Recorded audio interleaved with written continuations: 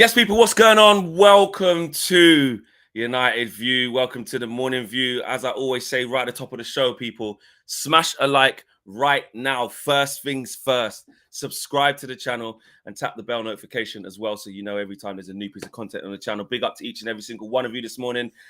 It's a big day. It's match day. We are going down to the Emirates.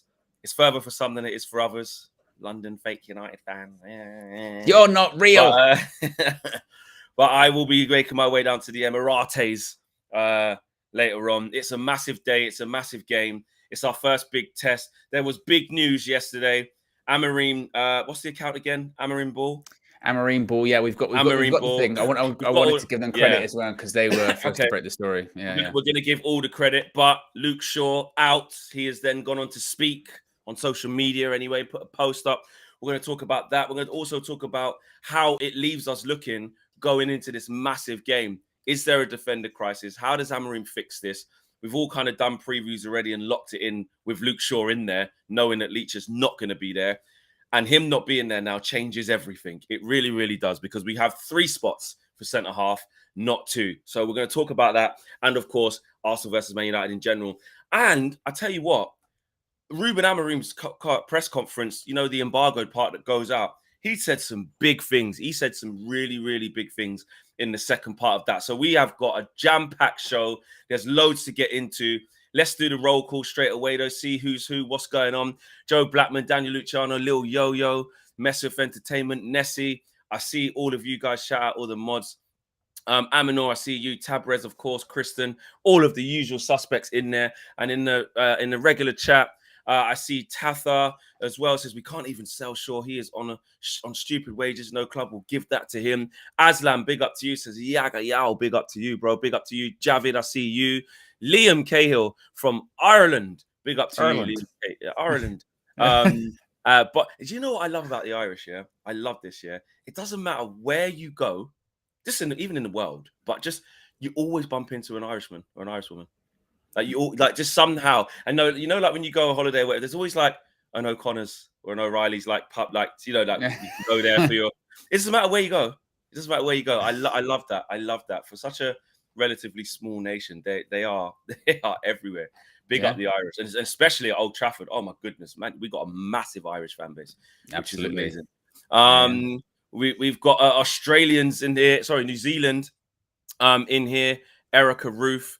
Australia in there, because obviously the badge with the, you know, got the UK thing in there. What do you call it? Representing St. Thomas says Data Graphics as well out of Jamaica. Big up to each. You better watch out because we are come for you. All right on cue, Owen. We got 620 people through the door in the first 3 minutes, so that shows us it's going to be a big show. 132 likes already. That shows us it's going to be a big show. All the signs are there. It is match day. We are not scared of Arsenal. We might be apprehensive, but we are not scared. Owen, Luke Shaw, though. Luke Shaw. Yes, this was a bit of a surprise. Well, it was a surprise because we thought he's just come back. I suppose it's not necessarily a surprise in terms of his record when it comes to injuries, but we're all getting ready for Arsenal last night. Flex, we're talking about, you know, the back three, who the back three is going to be. We know that Leacher isn't playing because he's suspended. So we thought, right, Leacher out, Luke Shaw in. Not so fast. Now, to give the credit to who first broke the story, Amorim's Res, Amorim Ball. I know for a fact when I'm on the match view later on, I will be quoting their team news that will be coming out before the game because it's always how it works.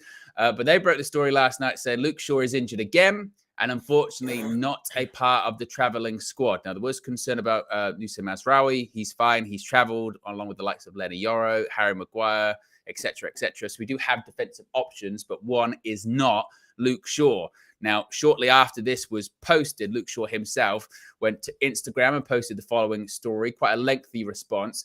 He said, "Hi guys, I'm hurting a lot having to write this, as I really thought I had got through my recent struggles and was on a positive path going forward. But unfortunately, I've had a small setback. I've been through a lot and had a lot of up and downs, but this has definitely been my toughest period," which, to be honest, probably does say a lot.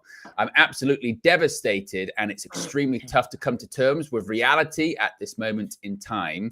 I understand there's going to be people frustrated, angry, disappointed, and I understand all of that. There is no one feeling that more than me at this moment in time. But what I can promise is I will do everything I can to come back better soon to help this club achieve its ambitions this season. Thank you to everyone for the support. It really doesn't go unnoticed, and I really do appreciate it. Now, as far as the timeline for how long he's going to be out for, Laurie Whitwell did say that this is a new muscle injury. So I don't know if it's related to his prior injury or it's just something else. The suggestion is he's going to be out for a few weeks. Again, I suppose the problem is with Luke Shaw is that a few weeks can lead into a few months, can lead into the rest of the season. You just never know, considering, again, his history. As Laurie mentions there, Shaw has said that he's devastated. He understands the anger and the frustration, but ultimately it does leave Manchester United light for the trip to Arsenal this evening. Now, as far as all of this, Flex, it's almost like you have to take it in two parts, don't you? The first part is on a human level. On a human level, no one wants to get injured, right? No one wants to get injured. No one wants to be hurt. No one wants to be missing games or anything like that. It's the same. I have the same feelings about it that I felt when it was Anthony Martial, when it was Phil Jones, whether it was, outside of Manchester United, whether it was Reece James or whether it was Jack Wilshere. It's gone on for ages, those kind of players that have had those kind of injury concerns. Unfortunately, football is not about sentiment. Football is a business, and football is about being ruthless. Now, I don't know how long. I mean, I remember towards the end of last season, maybe even before that, I was going, we need a new left back. We need a new, and now it's the left wing back. We need a new left-sided defender. You can't rely on Luke Shaw. He's going to get hurt again. It's inevitable. And no disrespect to him. Again, it might seem cold and callous. When he comes back from this, he will get hurt again. It's inevitable, and you've got to move on. The only issue that Manchester United find themselves in now, long term, when it comes to him, is it's a bit like the Phil Jones situation, whereby where's he going to go? Who's going to pick him up? Who's going to pick up that contract for what he's on? Manchester United are effectively stuck in that regard. So obviously, it's very unfortunate for him. It's sad, and I think people have to be when you do criticize. Or you show frustration, it's not necessarily a slam against him. You know what I mean? When people go, "Oh, take it easy," he is a human after all, and all that kind of stuff. I think if you do the whole, "Oh, F him" and blah blah blah, that's when you do take it too far. But at the end of the day, you just have to be real and just sort of go. Again, the only surprising thing last night is that he played at the weekend and we thought he was fine, but it's not surprising necessarily that he's got an injury. Again, is it? That's the problem, and that's why even January. Can we get a left wing back? Because we bloody need one, don't we? Or left back. And he wasn't even playing left wing back, actually. He was playing left centre back. This is the role where he's supposed to be able to play that bit more within himself, so he doesn't have to go up and down and have that load. And Amorim basically said, that he cannot probably do that load, now or ever potentially. So yeah, I mean, you're right. I think everything you said is spot on. You do have to take this for everything that it is. When a player comes out and speaks personally, about being gutted that they're injured and how difficult it is, the man, the human, the dad, the son, the human element to it, it's shit. You know what I mean? He doesn't want to be injured. He doesn't want to not be able to play football. He doesn't want to be able to not be available and not play and see his career continue to be like this. He doesn't want that to happen. And I do feel it for him a bit in terms of because we was already, I don't want to say at peace, right? But we already knew, well, he's going to get injured again. Like it's just when. It's just, so really this isn't a shock. Like really, actually, that's why I was about to tweet, and then I literally tweeted my actual thoughts. I said, you know what? And I went ... Actually, I'm not saying like there's no point. Like, and it's the timing of it, isn't it? Because let's say Leach didn't get suspended, right? Let's say Leach was available today, and it was like, Leach was injured. The reaction wouldn't probably be as big. It wouldn't be this. It would be oh well, exactly. I'm not shocked. But we've got people, but exactly. He's not available. So he's just not available. So the biggest thing is really and truly is that the shock factor, like the outrage. We shouldn't even have it anymore. We've all said our piece. Everybody, haven't met one Man United fan who said no, believe in Shaw because he'll get over this injury situation and will be fine. Sai said no. He tweeted me, said you stay right here. You backed him. I said yeah. ability, not availability. I just said as long as he's fit, because he's going to get injured again, like you've got to try and use him and you know help the squad out a bit and rotate. And then obviously when he breaks down, we have to deal with it. But I've still always stayed into the camp of this is why Luke Shaw has to leave. But with what that comes with from a business element of how do you move him on, we are stuck. Luke Shaw's contract is to 2027. 2027. He's got a healthy contract. And, you know, he's not going to be easy to shift. And of course, he's going to just stay put and keep trying to rework himself back to fitness and just be in this never-ending cycle. That's what's going to happen, because nobody is probably, unless he goes, I haven't played football for so long and I'm a good person, and actually what's more important to me is the happiness of playing, and I feel like I'm not part of the squad, I need to go and play and re-find myself after 9 years. Unless he says something like that and says, so I will take half the money and go and get a 3-year contract at I don't know where, then we're stuck. Well, yeah, and again, we're not going to rip up his. This is the other part, you know. I've seen people in the chat, no. rip up his contract with the way the rules are. That costs us more. It's more effective for us to pay him, you know. And, exactly. And you know what it is? It's a perfect example of basically the situation with Luke Shaw, which is you can't fault his ability as a footballer, you know, or if he is available, what he can contribute to the team. But fundamentally, and this is the case of all kinds of players like this that have this trouble with these injuries. Like I said, same currently with Reece James, because he's doing the same thing at Chelsea. Comes back a couple of weeks hurt, puts out an Instagram story. He did the same thing, literally did the same thing at Chelsea. And the fundamental conclusion is you cannot rely on him. You cannot rely on these players when you need them, particularly as well. Like tonight, we needed Luke Shaw tonight. And you cannot rely on him to be available. That is not a guarantee. You can't guarantee that he is going to be available. And unfortunately, and that's not his fault, but that is just the reality of the situation. You cannot rely on him when he is needed. Therefore, if you can't rely on him, you need to find alternatives and you need to find solutions. Now, unfortunately, like you said, with his contract the way it is, he's well within his rights to be like, do the Phil Jones and be, I've got a contract. I'll try and get back and look. And if I can't, I'll set up my contract. It is what it kind of is, kind of situation, right? Yeah. They're not mercenaries or anything like that. That's Manchester United's failing. That's not Luke Shaw's failing. Exactly. Okay, they're the ones that gave him the contract in the first place. Exactly. 2023, we gave him a new contract. And on top of that, it's Manchester United's failing because if I can see it, yeah, Flex. Before, and if you can see it, going into last summer, we're like, we need a left back. We need a left back. And we go been out for ages. Luke Shaw always been out. We just knew. Yeah, we knew all last season we needed a left. We could have said last summer we need a left back. Let alone this one that's just gone. We need a left back.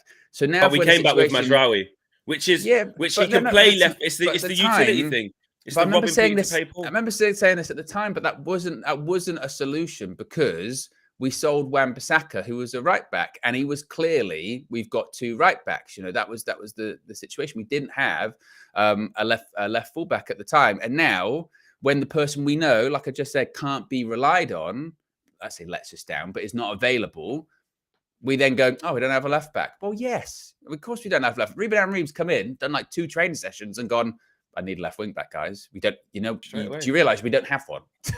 Like there's no one here that can do that. We're playing Dallo there, who's not playing well anyway, and he struggles in that position. So, yeah, it's confirmation we know. But what makes it the more frustrating is the timing. If Leacher doesn't get suspended at the weekend, then when we hear that Luke Shaw's injured, we go, you know, it's just more of a case of, well, that's not surprising. But now we're into the territory of, bloody hell, then who plays? What do we do? And one thing that, you know, before we look at the solutions and carry on with the show, still on Shaw, one thing is that you would like to think now, I mean, this wasn't Ineos window, so that, you know, you could say they failed there because, like you said, you could clearly see we needed it. But the new head coach, he ain't going to mess about. Like already, like we say, we're trying to go in January to get one for his system. Like we absolutely need it. Dallo is struggling there. He really is struggling. Let's just call a spade a spade. Yes, Mazraoui's good enough to go out there, and there's only one of him. And like we said, we need 10 more. We need 10 more Mazraouis. If we had as good a quality of player in each position as him and Ahmad at the moment, you know, we'd be an amazing team. So I just feel that it's a failing that's been there for so many years, and that's the thing that frustrates us. It's not so much aimed at Luke Shaw himself. Look, there's been parts of it where we've gone, well, how did you get fit for England, and then risk that, and then go there, and then there's some of his decisions and management of his own injuries. Absolutely, there's been criticism that's due, and one thing I do want to address is a lot of people in the chat, and rightly so, are saying about the energy for Martial when it was him. He was. She was there with Martial with it, and I was just about to say that. Like everyone was. There's. I don't know where this misconception is coming from that everybody thought it was okay that Martial. Sorry, everybody thinks it's okay that Luke Shaw's injured and he doesn't get a hard time for it. People calling him fat. People say hamburgers. People say, oh, he done it on purpose to go England. Treats Man United like the second citizen. Like he's a disgrace. Rip up his country. He's getting bare stick as well. And Martial got loads of stick as well for not being available. Martial didn't play 90 minutes for 3 years, which is basically what Luke Shaw's less than that. I know that, but in terms of their whole stint at the club, it's very, very similar. This. You know what I mean? I don't think we should be bringing up the Martial thing. They're both injury prone and needed to leave for a long time, and the club kept failing by not doing it. We rewrite history to suit whatever we want to say, yeah. Because look, Martial got the same. It's such a weird thing to say. Martial got the same level of abuse as Luke Shaw does, and at the same time, I remember myself being saying the same speech about Martial, going, "Look, not his fault that he's getting injured, and it's not his fault that he's on a contract that Manchester United have given him, but you can't rely on him." And it's the same thing. Do you know what the biggest eye-opening thing about this, about our fascination with rewriting history, was when in the international break that Pogba stuff came up again, and people were like, "Oh, I'd have him back in a heartbeat." I was going full on Don Robbie at the time with this whole "I have him back in a heartbeat." No, wait a minute, wait. Okay, it's just the same fan base that pleaded for him to leave and was get out the virus, blah blah blah, and then suddenly a couple of years later, free transfer, I'll have him back again. We're gluttons for punishment. I don't know why we do it to ourselves. I don't know why we rewrite history. It'll be the same again with Erik ten Hag. He was linked to the Leipzig job. Heaven forbid he goes there and gets 3 wins, and suddenly it'll be see, everything was great under Eric at Manchester United. I don't know why we do it, and I don't know why it's this giant pissing contest all the time about keep the same energy with this or keep the same energy with that, because it largely is obviously hypocrisy exists and there are double standards, but Martial was roundly criticised, and also I remember myself saying that again, Manchester United just need to move on. It's not his fault he gets injured. Hopefully he goes somewhere else and he starts playing again and he starts scoring. He's at AEK Athens now, and I was saying with Phil Jones, with who wasn't it going? It's not his fault. United give him the contract, blah blah blah, and also it's fucking over. It's over. It's done. Finished. Yeah, we're trying to go back. I've seen even people now. He's at AEK Athens and he's scoring a couple goals. People saying, "Oh, see, shush, hold that, you do whatever." I just don't get it. And there's a couple people in the chat, because listen, I will call out. You guys know me when it comes to discrimination or favoring this or favoring that or something that's just not right. I'll call it out. I always have done. I always will do if I feel like it's that. Shout out Overhead Kick TV, member of the show. He says, "Flex, Martial was fitter than Shaw, guys. Why do we throw non-British players under the bus quick like this?" And somebody else said. Made a point about Martial. Knowledge said, Flex, that's not the point. Fans booed Martial. That's never happened to Luke Shaw ever.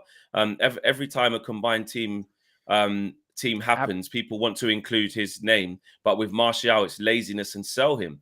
And then someone else said... but then Harry Maguire was booed, not even for being hurt. That's a British player. That's an English player. I mean, we can't just, again, pick and choose these things of going, well, Martial was booed, but when Harry Maguire was booed, that's okay, because that fits the certain agenda. Because you don't like Harry Maguire, so I can boo him, but I like Martial, so that's not fair. That's just when you have to take a step back and go, okay, are we upset just because we like certain... Again, it's the consistency of Player FC, isn't it? It's Player FC. Marcus Rashford, by the way, he's been booed. He's been heckled outside the ground. Well, exactly. Garnacho, same thing. Yeah, we can't just pick and choose this stuff of being just because we like specific players and going, well, actually, no, that was that one. No, actually, that one. Come on. It happens all the time, and this is the thing. Look, people can argue that Shaw gets more protection than what's his face, than Martial and stuff like that, and like I said, when Pogba was here, there were times when I called out no, I tell you what, the thing is people want this absolute thing of blame, and this is why we've ended up like even now we're even not even talking about the actual thing, which is Luke Shaw being injured, but Again, just in the context of trying to talk about this, because this is a thing, and this is how some of the community feel. We have to talk about this. When Pogba was here, and I felt that and a lot of us did that. It's like, okay, there's some things where he's going away on international duty, saying things he shouldn't say. Is he playing consistently well? No. But then he was hounded a lot of the time. It's all him. He's a virus. He's a cancer. It's all his fault. I was like, that's scapegoating. We've been shit for years. This isn't just all on Pogba. This isn't just all on Luke Shaw. This isn't just all on Maguire. Like Nessie said, Maguire got bomb threats to his house. And this Maguire got bomb threats to his house. So this is the other part of it when you struggle to do this flex too, is that you compare situations that aren't always comparable. They're all different. And they're all unique. And we just ignore context. We just blanket go, well, this person, I don't perceive, which by the way, sometimes it's all perception too. I don't perceive he's got as much criticism as player X. When actually the reality is they've all roundly been criticized, 100%. They've all roundly been heckled for different reasons. And again, it becomes this weird pissing contest between fans of going, oh, he should get booed more than this player. That's what I'm saying. And the reality is they've all gone through their trials and tribulations. Rashford, and again, it all gets convoluted. Rashford has received criticism. If you talk about it in the right way, Marcus Rashford has received criticism because his body language hasn't looked right. He went to America. That's what I'm saying. That's another thing. But in terms of the original criticism of where you can start to look at Marcus Rashford, you've been inconsistent.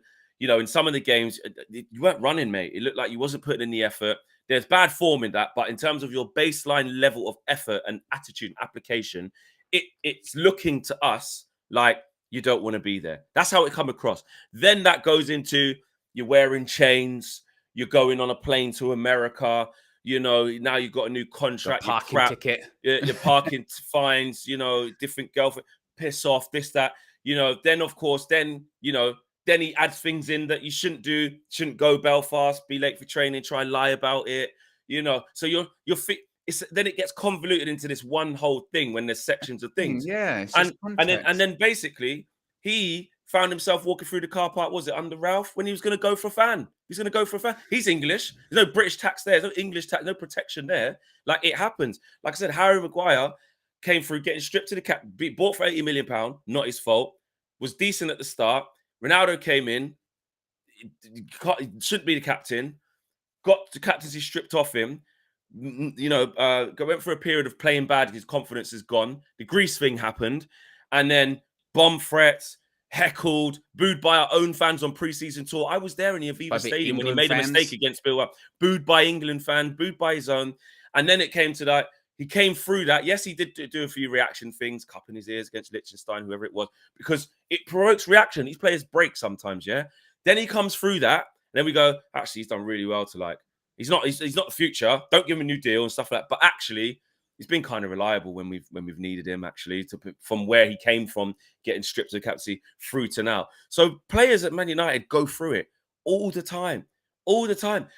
Mate, we've seen it happen. So I just don't think, back to this and the Martial thing, there's also a consensus that people go, mate, let's be honest and assess Martial's time here from the beginning to the end. He came with a Ballon d'Or clause, had amazing first couple of seasons, and really, did he live up to what he was meant to be? No, he didn't. No one could look me in the eye and say Martial lived up to it. The team changes, not his fault. The manager, this, that, and the other, all these other things, because nobody's been good. But the overall thing of Martial, potential versus what he should have been versus what he wasn't enough. Pogba, same thing. I like these players. Did he live up to his stint with us, what he was meant to be? No, various reasons. So we can say that. And it's also, and again, this is when we just ignore context and how these situations work out. Yeah. With Anthony Martial, ultimately, he left on a free transfer because United didn't pick up his contract. Was he on 250K a week? I'm telling you now, if Luke Shaw if this was his final year of his contract, Luke Shaw, Man United would probably go, yeah, thanks, but no thanks. Yeah. I don't know why a couple of years ago they decided to give him a new contract. That's not Shaw's fault. That's Man United in the same way that it wasn't Phil Jones's fault. It wasn't Martial's fault. It wasn't whatever injury-prone player that we've had that stayed way too longer than they should. That's not their fault. I bet they can't believe it when they go, bloody hell, they've given me a new contract. But this is the problem, is that we get so, dogged down by player FC and perceived, keep same energy bullshit, is that we've now for the last 5 minutes spoken about anything but Luke Shaw. You know what I mean? Eric Bailly, Court Star says another one. If Luke Shaw's contract was coming up to this right now, and we were like, he's got 6 months left, Flex, you think United would pick that up? Or they just actually, 150k, we'll leave it. Yeah, exactly. And someone just said there, again, info should says no, Flex. The Greece thing happened before he even played a game for the club. Total disrespect. No, it didn't. He was the captain still. Because I remember doing pieces to BBC at the time, and I was like, he might have to get stripped of the captaincy for this. This is not good news. This is awful. Because he wasn't captain. Because he wasn't captain straight away when he came at United, wasn't he? It was like 6 months in or something like that. It did happen while he played here. So let's just not make things up. Right, there's a lot of chat in the chat and in the comments. Big up G-Man says, disagree with Flex. Criticism, poor form is one thing, but personal attacks is another. But that's what I'm saying, G-Man. That's exactly my point. Yeah, it goes too far. That's exactly my point, bro. Yeah. Overhead kick says, and now it's a Martial show. You guys can't you see it? Look, yeah, it's we're talking about everything. That was my point. I literally just made 5 minutes ago. Is that when we do this, and when we get into whataboutism, we get so far removed from the original point, and for literally for the last 18 months, we've done this so much. When we're talking about different players, whether it was like De Gea, Ronaldo, Ten Hag, it becomes what about this, what about that, and then you're no longer talking about the original subject. You're just sort of defending stuff that happened 3 or 4 years ago. We spent 27 minutes on this. Yeah, because it gets into what about this, what about that, what about that, and actually, when you do what about, you just go like this. You just go further away from. Well, I'm not talking about that. I'm talking about this at the moment, and it just gets silly. Yeah. Let's get the super chats out. Actually, we are at nearly 2K watching live. Actually, so let's get back to let's focus. Let's lock back in. We're at nearly 2K watching live. We're at 469 likes. 1K peeps. 1K. We're playing Arsenal tonight. 1K to put into the bank to take for a win, hopefully. Like 1K likes. Come on, peeps. V33 says, ain't so tough collecting 150K, ain't it? That was right at the top of the show, obviously relating to Luke Shaw. Again, look, it's not, like I said, blame Man United. Blame Man United, man. Game Fanatic says, who's worse, Diaby, Phil Jones, or Luke Shaw? Much of a muchness, isn't it? Diaby injured they're all injured all the time. I don't even think you could say who's worse. They're all in the same. All players that didn't reach their potential. Exactly. Ledley King, Darren Anderton, like the list, you can say loads of things. Jay Rose says, we have a hell of a player in Shaw, but what good is a Ferrari if it spends all its time in the garage up on bricks? Time to go. There you go. And some people even push back at the fact that he's not even good as well. Some people say he's actually rubbish. But I've always been in the mindset that when fit, he is good. He's good. He's a competent defender. But like you said, what use is a Ferrari if it's on the bricks, eh? Silai says, Amorim basically called Arsenal a small club. Love it. We're going to get into some of his Presser Part 2 comments. Daniel Luciano says, I will never forgive Hector Moreno. Yeah, is that the one who's done his leg? PSV player, PSV, yeah. And All Elite said, the personal abuse in the chat towards Shaw is unacceptable. He doesn't want to be injured. Look how things affected Phil Jones. It can ruin a person. And that's the bit that sometimes a lot of us forget about. Like you say, you see Phil Jones talking about it now. Luke Shaw will be the same. When he retires or when he does big interviews, afterwards, after he finishes playing or whenever he chooses to do it, we will hear about how this made him feel. Yeah, Phil Jones, like you said, Phil Jones is very prominent actually in the media space. Yeah. He does a lot of interviews and talks about it. And to your point, he talks about it. And then again, even the comebacks to that are so hilarious because they're like, wow, you still sat there and took 100K a week. And then you sort of turn it around and go, so you wouldn't, by the way.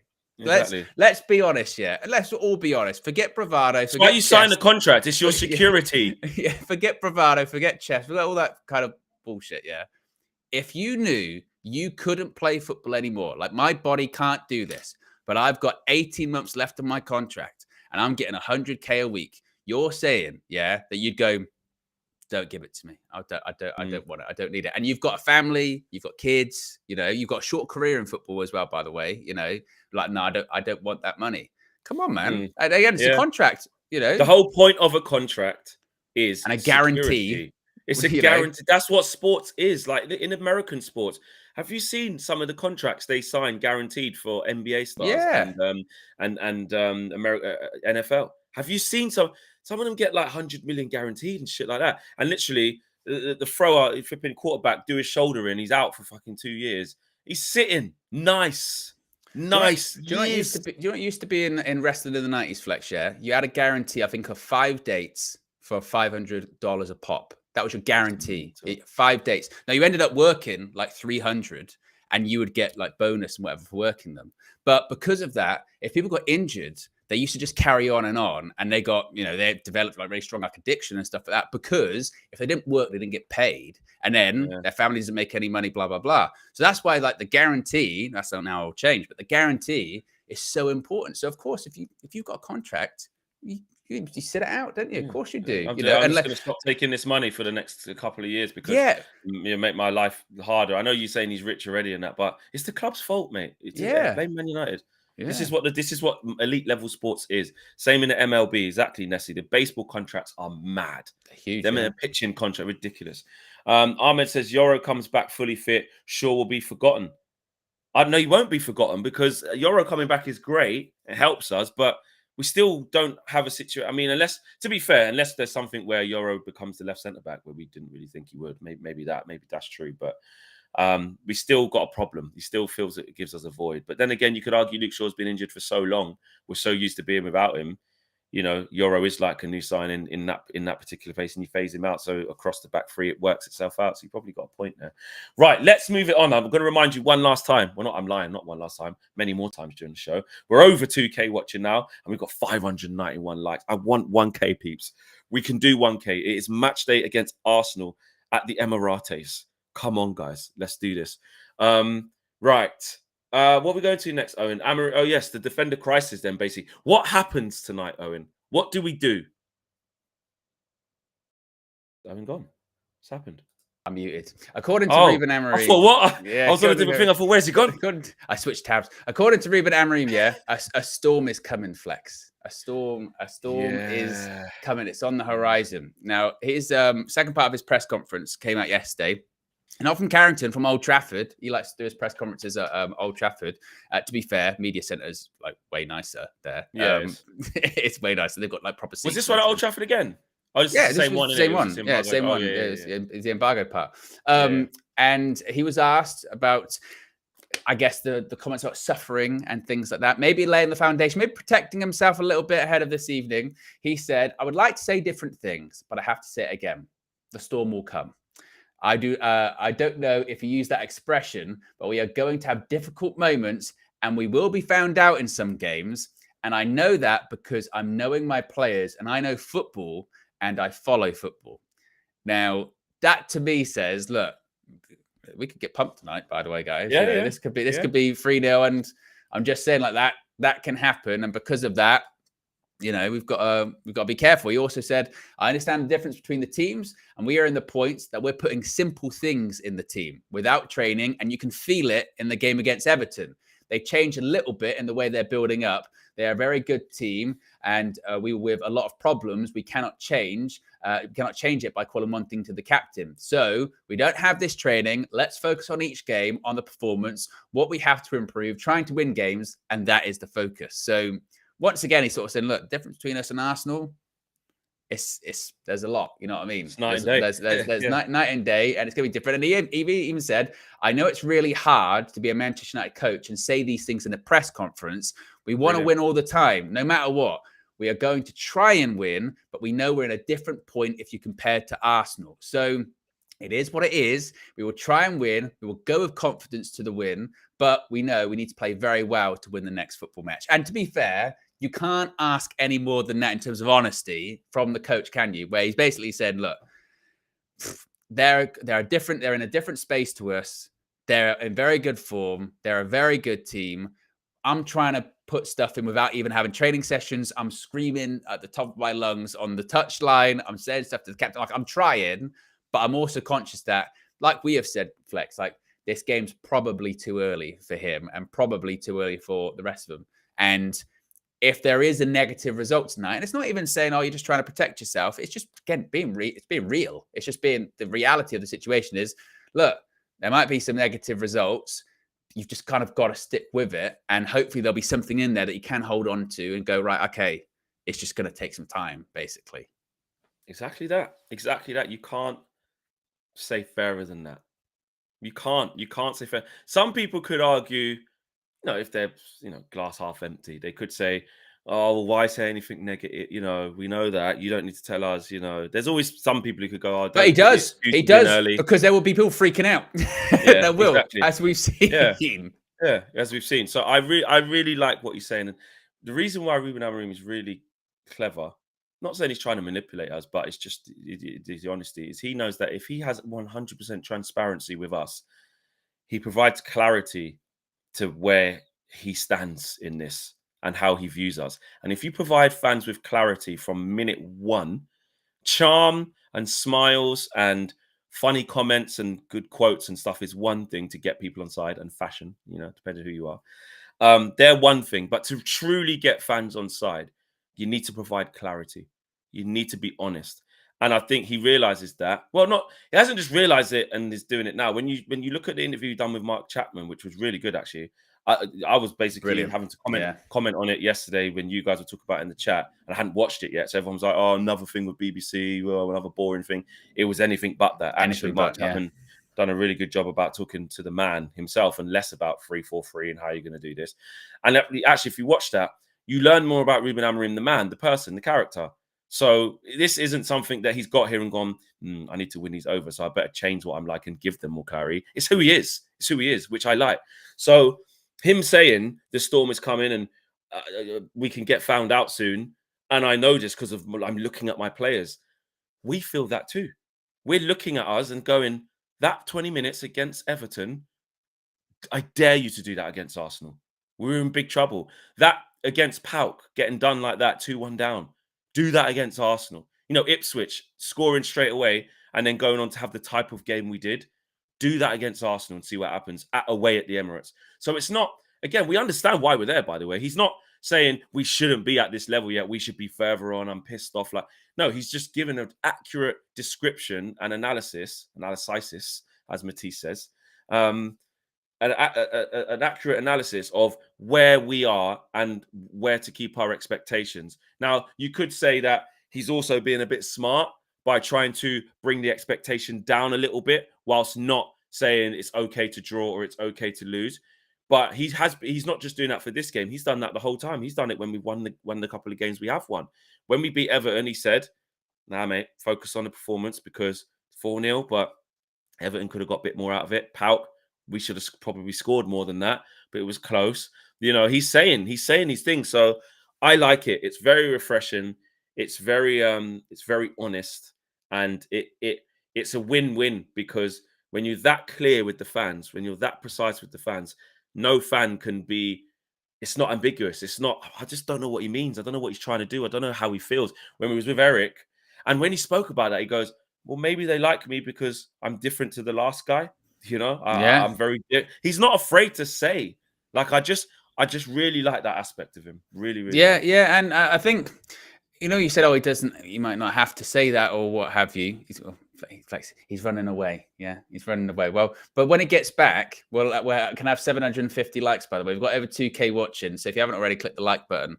But Flex just mentioned that he said, oh, does he have to say that? And the answer is yes. Of course he has to say that. Of course he has to say those things, because as we've seen, if it is a negative result now, I think the large majority of people wouldn't be too downtrodden about. I mean, you never like it when you lose or anything like that. But if it was a negative result, I think the large majority of people would be like, look, again, it kind of is what it is. We are where we are. We know who we are. We are still 9th in the league, which says a lot about where we are. So it's going to be really, really difficult.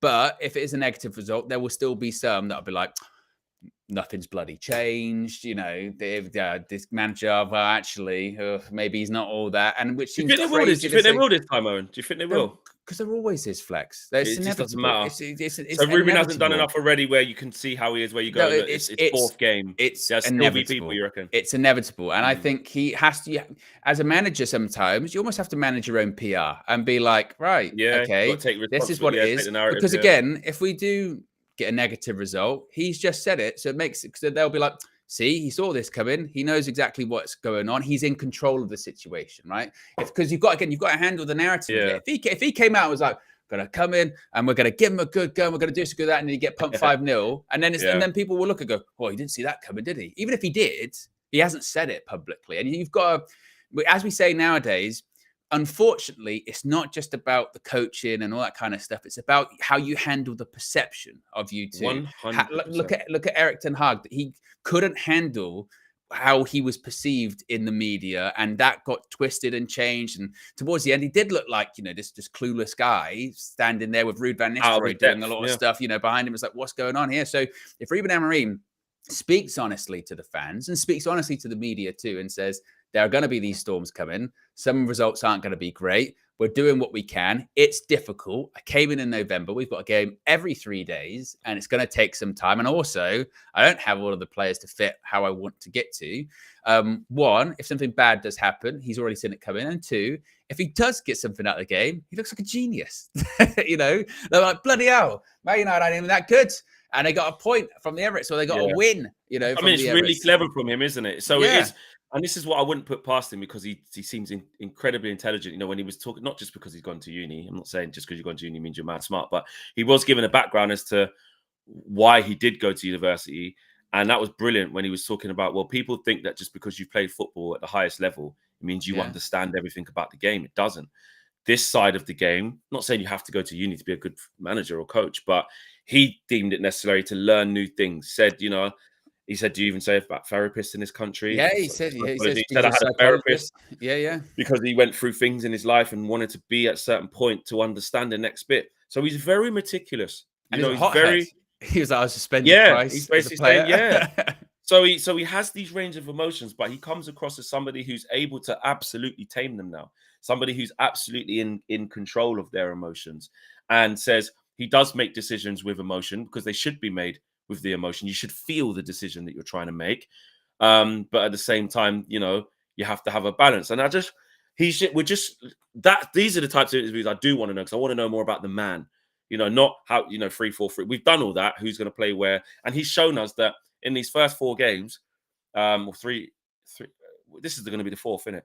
In the first 3 games, he's shown us that he's done a really good job at keeping all the players buying in, rotating all the minutes. So they're all on their toes. They're all thinking, I've got a chance of playing here. They're all thinking, no one feels isolated like an outcast at all. Everyone's got some minutes, really. The only people who have it is the people who've been actually injured. Everyone else has got some minutes. No, I'm not wrong. Yeah. Everyone's got some minutes, haven't they? There's no one. Anthony got a start. Kobe Mainoo got a start. Ericsson got a start. Casemiro's had a start. Bruno definitely. Rashford. Hoyland's had a start. Xerxes had a start. I think. Yeah, everyone's played. Everyone's played. It's only got minutes. Luke Shaw hasn't had a start yet, but look what's happening. Minutes. Yeah, Malassia's even had a start. Yeah, it's only Lenny Yoro, isn't it? Yeah, it's only Lenny Yoro, and again, that's understandable. So he's done brilliant in the first 3 games to get them to buy in, and at the same time, he's saying, "I'm not stupid. This is the easy bit. I'm new. They all want to play. They all want to impress me. They all want to show me that I can play anywhere, boss. I'll play in goal. Because you want this is it. The new guy's here. The Ineos have made the appointment. The players know this guy will be backed. And if you don't prove from now to the end of the season that you're not going to fit into his plans, you're dispendable. It's that simple. Yeah. Maybe not in this window, but you're either going to sit on the bench or you're going to have a tough time. And that is creating a healthy feeling in the squad right now. But he's also saying, when we lose games, when the storm comes, we're going to find out as well who wants to rise with me, who wants to stick to these principles. So I think it's really good. I think it's really good what he said. Also, what I think is really good is that we're at basically 800 likes. We've got, 200 left pretty much, 200 odd likes to get to 1K during the stream. We're at over 2,000 watching comfortably as well. So please keep that in mind. Game Fanatic said, should pay-as-you-play contracts become more common? Yes, ideally. Ideally, yes. I mean, I don't think a lot of players would sign them unless they were really, really common. It's But, it's basically usually two types of players get the players play at big clubs anyway. It's either they've got a very like problematic past, they've fallen out, they've got discipline issues, or they're old, injuries, or or old. Age. That's basically it. You're 39 now, Johnny Evans. I know he's 36, but you're 39 now. You're still going. Can't believe how we'll give you a 6-month rolling. Yeah. Oh wow, January. Get to January. Do you want to extend to the end of the season? Your last couple of clubs, you fell out with the manager and you got suspended. We don't really. That's usually what happens. It's not going to happen. So Ryan says, you have to be as stupid as a rock to buy that as a fan. In the end, football is about styles and winning. The new tag will fade soon, and we won't care. Well, this is by the way, someone just said to me in the chat a second ago. They're like, "Oh, why are you pointing out people's negativity? We all know where we are." That's why. That's why, because that super chat is essentially saying there, who cares? It's about winning. If he doesn't win, people will get sick of Ruben Amorim, and that is my point. And he says it though. But that's why I'm pointing that out, because for all of us that will say like everyone's very realistic about what we should be doing, whatever. There are those that are like, no, if he's not winning enough games, that's it. Then early on, and it's like, I saw the preview that you did with Robbie the other day, and he was right when he was saying that. I think that fans are, I think nowadays, more knowledgeable in the sense that managers do need time. There's a limit to it, as we've seen with like Erik ten Hag. It's a couple of years, then you've got to be showing something. But there are people that want stuff really, really quickly. And we also have to, and this is why I think it's really important that Ruben Amorim comes out and says this kind of stuff, because you have to explain sometimes that like 4 games in, if we don't beat Arsenal at the Emirates, it is not the end of the world. It's not. But you sometimes have to lay those foundations, don't you? Because, people can turn very, very quickly and people can get angry very, very quickly. So, that's why it's important to do that. And it's just being honest with the fans, which we appreciate. Yeah, exactly. Just on the solution then, Owen, because we haven't really discussed it properly now, last bit of the show. So we don't have a natural left centre-back. Amorim, in terms of predicting his teams, is quite difficult, especially in these early stages, because 1, he's managing a load of players who have, been injured a long time and need time. 2, he's new himself and he's trying to have a look at all of them. And 3, we got a game every 3 days. So it's very difficult to nail down anything definite, even with the front 3, the 2 in midfield, and now especially with this. Let's just talk about this. So let's just go through. So we've got Lenny Yoro, Harry Maguire, Mazraoui, De Ligt. Yeah. So we got four, right? Centre backs. I know Mazraoui, but we class him as that now, right? Mm-hmm. What should we do with this? Should we? My thing was this. That's what I think. I think we should put Mazraoui left centre back, right, and then play if Yoro. Listen, the thing is as well is we don't know how good how well he is, like, because they've been keeping him back because he has been fit. They just want to make sure he's fit. Can he start? Some people say it's the Emirates. You can't do that. But if he's fit enough, do you play him for 55 minutes? If not, do you just put Harry Maguire in the middle and then put De Ligt right centre back?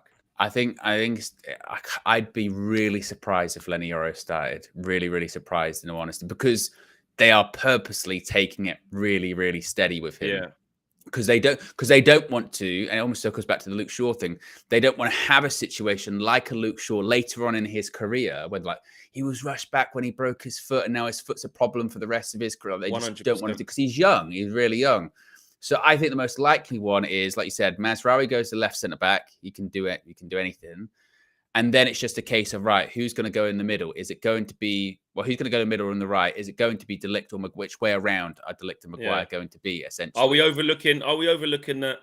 I know it would be against Saka, so it would be a big problem. So I don't necessarily want to see it. But Harry Maguire as a left centre-back, he's very familiar with that role. Well, he's familiar with playing in a back three, certainly. He can play left. He's played left centre-back for us, just left centre-back in general. Is usually his position, no? He was usually. The funny thing, this is what was funny with Erik ten Hag, isn't it? For a while, he said Varane and Maguire couldn't play with each other because he didn't like either of them being on the left centre back. Yeah, but then eventually, who ended up playing left? I think it might have been Varane Well, he They went in kind of the end. they He did went both, against didn't they? it. We went, well, Yeah, you're but right. they both started playing, and then I'm trying to think who was the left centre back at the time. I feel like it rotated, it switched. But Yeah. the thing is with Maguire, yeah, and this goes back to about long-term future. It doesn't have long-term future at United. I think that's clear to see. But he is comfortable playing in a back three, and you've mentioned this quite a lot, actually. He's fairly good stepping out of defence, and also sometimes those big switches that he might want to do to wing backs, he's actually all right at doing. Because He De Ligt can can't do that. Yeah, De Ligt can't do that. So I think maybe he does start in the middle. Maybe De Ligt's on the right, but they're both quite slow. It's a problem. You know what I mean? That's what I'm saying. They're both quite Now slow. what But we have to adapt. Amorim will adapt that. What we have to get over, which we know straight away. Now, because we don't have Leach or Luke Shaw, we've lost an element of speed and mobility instantly, because now we're going to traditional centre backs to try and play in either one of the. And when we say traditional, Mazraoui's not even that. So we're at bare bones now with this. So it's whichever happens. And some people said, "Oh, should Casemiro go in there or something?" Like we don't know. We don't know. You're looking at my, and this is why I'm really fearful, even more so now, because that whoever does play that left centre back role, it's in that channel of Saka, Odegaard, Timber bombing on that side.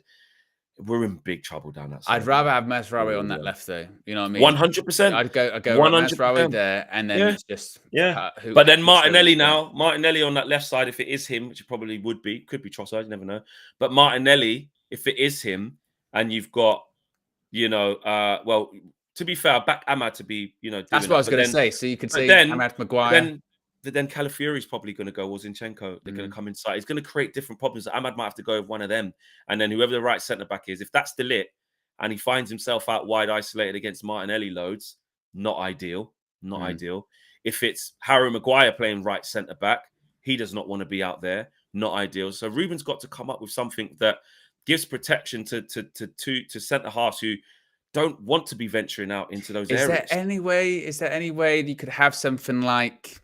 And I think this is less likely, but is there any way that he could start like Dallo, right centre back, exactly, or left centre back, and have Mazraoui right centre back, exactly, De Ligt in the middle, and then your wing backs are Ahmad and maybe like an Anthony or something like that. Yeah, or he might try Garnacho one time. He's basically then sort of saying actually both sides have two sets of fullbacks on there just to deal with the pace, but then you lose the height from set pieces, which is a legitimate concern against Arsenal, against most other teams that might not necessarily be, but.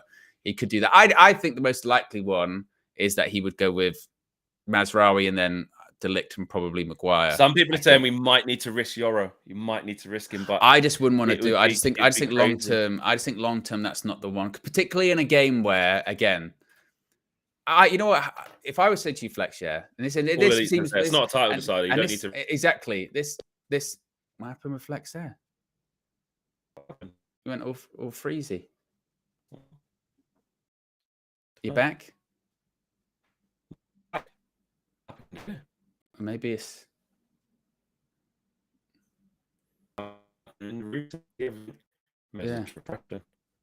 started snapping as well. Yeah, not sure. Yeah. Very, very strange. What happened with that?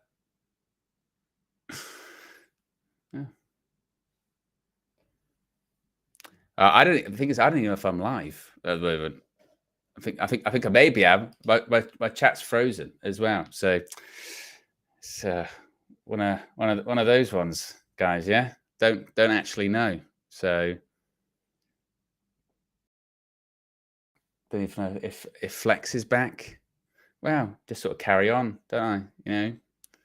Carry on. It just says Flex is. It says unknown user. It's not even really. I'm really there. So,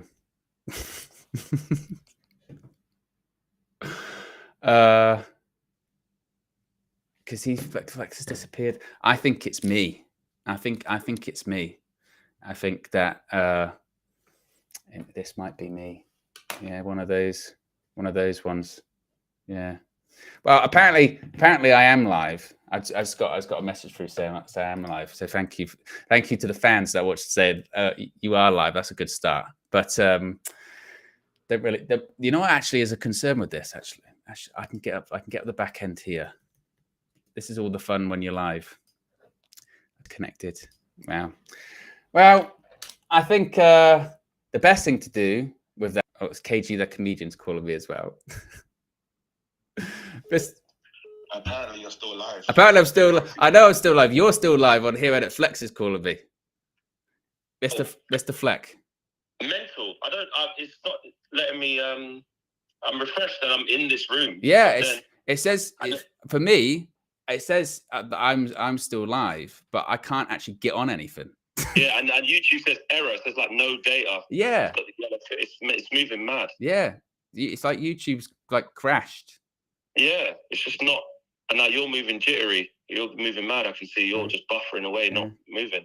Well, it's probably the best place to wrap up the show, isn't it? Yeah. YouTube's doing a madness. It's a bit weird. YouTube's doing a madness. And but we'll roll to credit. Prediction for this evening, Flex? 2-1 Man United. I like that. I'm going to go over 1-1 draw. Yeah. There you go. We're out of here. Peace.